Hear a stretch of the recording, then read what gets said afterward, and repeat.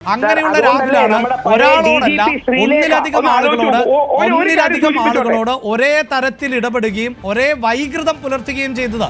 അതിലൊരാളാണ് ഇപ്പോൾ പരാതിയുമായി രംഗത്ത് വന്നിട്ടുള്ളത്. പറയുന്നതാണ്. പോട്ടെ, ഇന്ന് പഴയ DGP ആയിരുന്ന ശ്രീലേഖ മാഡം BJPയുടെ സ്ഥാനാർത്ഥിയാണ്.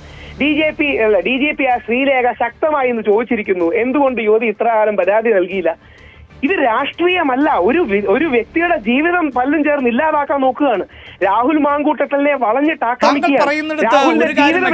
ഒരാളുടെ ജീവിതം മാത്രമല്ല, ഒരുപാട് പെൺകുട്ടികളുടെ ജീവിതം ഇത്തരത്തിൽ ദുസ്സഹമാക്കിയത് കൊണ്ടാണ് ഞങ്ങൾക്ക് ഈ വിഷയം ഇങ്ങനെ ചർച്ച ചെയ്യേണ്ടി വരുന്നത്. അത് രാഹുൽ ഈശ്വറിനും ബോധ്യമുണ്ടെന്ന്. രാഹുൽ ഈശ്വറിന് ഈ പരാതിക്കാരി ആരാണ് എന്നറിയാമെങ്കിൽ രാഹുൽ ഈശ്വർ താങ്കൾക്ക് കൃത്യമായി മറ്റു പരാതിക്കാരാരാണ് എന്നും വളരെ ബോധ്യമുണ്ട്.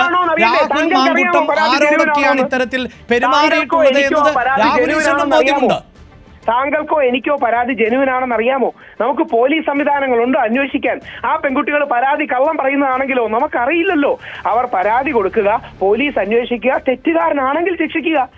ഈ തെറ്റുകാരൻ സാർ, നാളെ താങ്കൾക്കും എനിക്കെതിരെ ഇങ്ങനെ ഒരു ആരോപണം വന്നാൽ നമ്മൾ എന്ത് ചെയ്യും? അല്ല, ആരോപണങ്ങൾ നേരിടട്ടെ. അതിലെന്താണ് തർക്കം? താങ്കൾക്കെതിരെ എനിക്കെതിരെ ആരോപണങ്ങൾ വന്നാൽ അത് നേരിടുക എന്നത് തന്നെയാണ്. പക്ഷെ ഒരേ സ്വഭാവത്തിലുള്ള ആരോപണങ്ങൾ ഒന്നിലധികം ആളുകൾ ഉന്നയിക്കുന്നു. ഏതൊക്കെ സ്ത്രീകളെ പരിചയപ്പെടുന്നു അവർക്കൊക്കെ ഇത്തരത്തിലുള്ള മെസ്സേജുകൾ ചെല്ലുന്നു എന്നുള്ളതാണ്. ഇനിയും ഒരു ഫാക്റ്റും കൂടി പറയാം. രാഹുൽ മാങ്കൂട്ടത്തിനെതിരെ 10 പരാതി വന്നു എന്നാണ് മീഡിയ റിപ്പോർട്ട് ചെയ്തത്. ഞാൻ 10ന്റെ FIR എടുത്തു. ആ 10ൽ 5 രാഹുൽ മാങ്കൂട്ടത്തിന് അനുകൂലമാണ്. അതിൽ ഒരാളാണ് 3 പരാതി എതിർ കൊടുത്തിരിക്കുന്നത്. 5 പരാതി അനുകൂലവും 5 പരാതി എതിരുമാണ്. പക്ഷേ മീഡിയക്കാർ പ്രസന്റ് ചെയ്യുന്നത് 10 പരാതി രാഹുലിനെതിരെ വന്നു എന്നാണ്. 5 പരാതി രാഹുലിനെ തകർക്കാൻ നോക്കുന്നവർക്കെതിരെ ആക്ഷൻ വേണമെന്ന് പറഞ്ഞാൽ 5 രാഹുലിനെതിരെ. അതിൽ ഒരു അഡ്വക്കേറ്റ്, ഒരു പുരുഷനായ അഡ്വക്കേറ്റ് തേർഡ് പാർട്ടി പരാതിയായിട്ടാണ് 3 പരാതികൾ കൊടുത്തിരിക്കുന്നത്. അപ്പോ നമുക്കറിയില്ലല്ലോ, കോടതി വിധിക്കുന്നത് വരെ രാഹുലിനെ നമ്മൾ വിധിക്കാതിരിക്കുക, അതാണ് അതിന്റെ മാന്യത.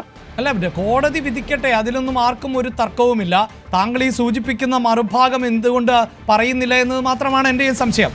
ഡാനിന് ചില സംശയങ്ങൾ കൂടിയുണ്ട്. താങ്കളുടെ അനുവാദത്തോടെ ഡാനിലേക്ക് വീണ്ടും പ്ലീസ്.